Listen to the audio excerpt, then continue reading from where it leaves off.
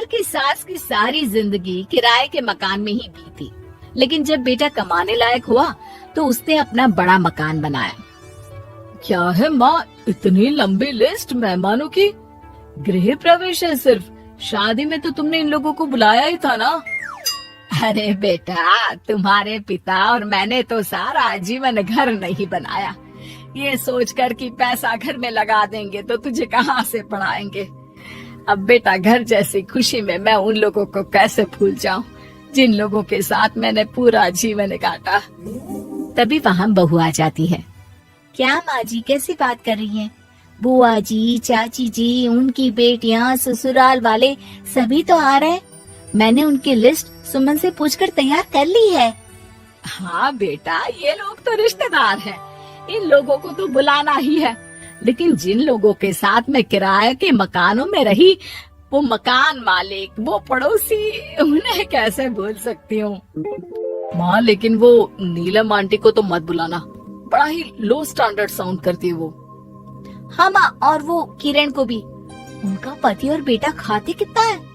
और नहीं तो क्या, शादी में भी 2000 रुपए वाली प्लेट में दनादन खा रहे थे।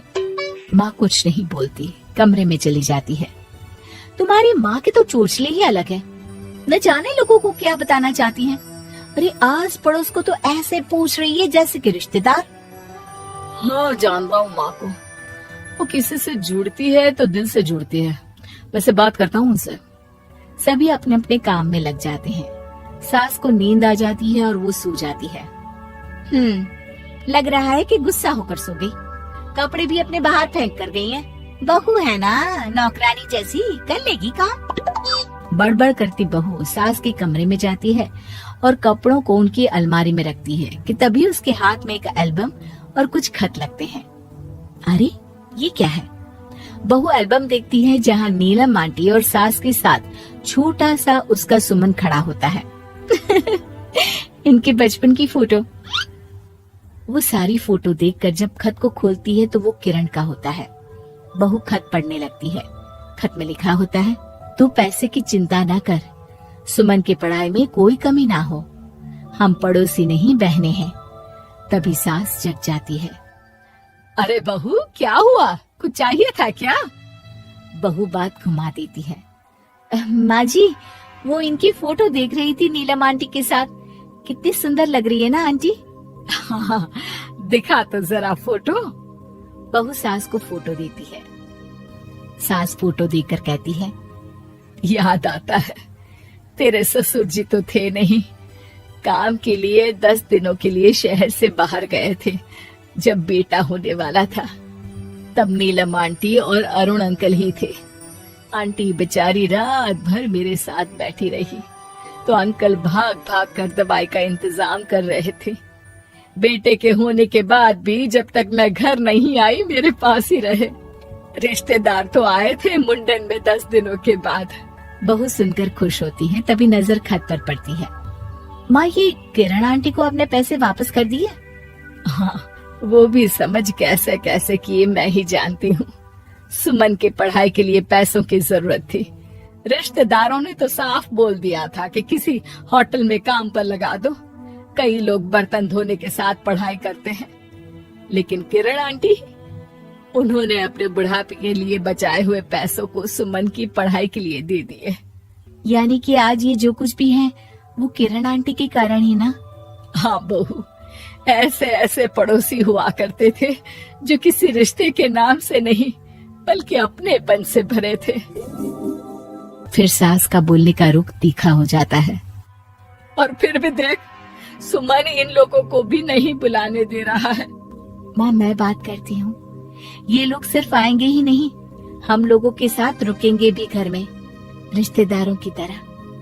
सास बहू बेटे से पूछकर एक एक घर जाकर पड़ोसियों को एक दिन रहने का न्योता दिलाते हैं।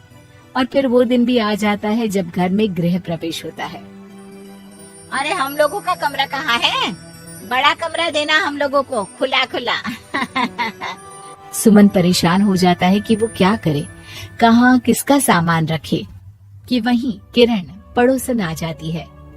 अरे सुमन, परेशान ना हो बेटा, हमारे कमरे में रख दो उन लोगों का सामान, हम तो तेरी माँ के साथ ड्राइंग रूम में एडजस्ट हो जाएंगे। और हमारा कमरा कहाँ है?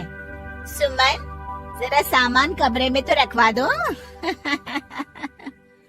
अरे ये क्या, मेरे कमरे में तो सफाई ही नहीं है। अरे बता देती सुमन, हम कहीं और रह लेते। तभी वहाँ नीलम झाड़ू लेकर आ जाती है। अरे बबली दीदी कैसी बात कर रही है? चलिए मैं साफ किए देती हूँ कमरा। वहीं मामी जी भी आ जाती हैं। अरे सुमन दीदी, सबसे छोटा कमरा हम लोगों को ही देना था क्या? मायके की कोई परवाह नहीं है। वो मामी जी, किरण आंटी और नीलम आंटी की फैमिली एक ही कमरे में है ना, तो इसलिए आप और मामा दो ही तो लोग हैं। तो मामी तो बहू के मुंह से ये बात सुनकर गुस्से से लाल पीली हो जाती है। अरे वाह जी वाह, बहू की जुबान तो देखो कितना बोल रही है। इतना बोलने वाली बहुएं भी होती है क्या?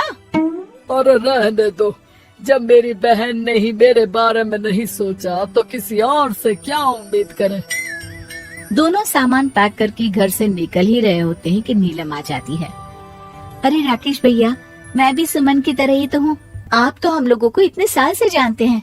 हाँ, तुम लोग तो मेरी बहन से चिपकी रही गोंद की तरह। खैर कोई बात नहीं, रहो बड़े कमरे में। तभी अरुण वहाँ आ जाता है, जो नीलम का पति है।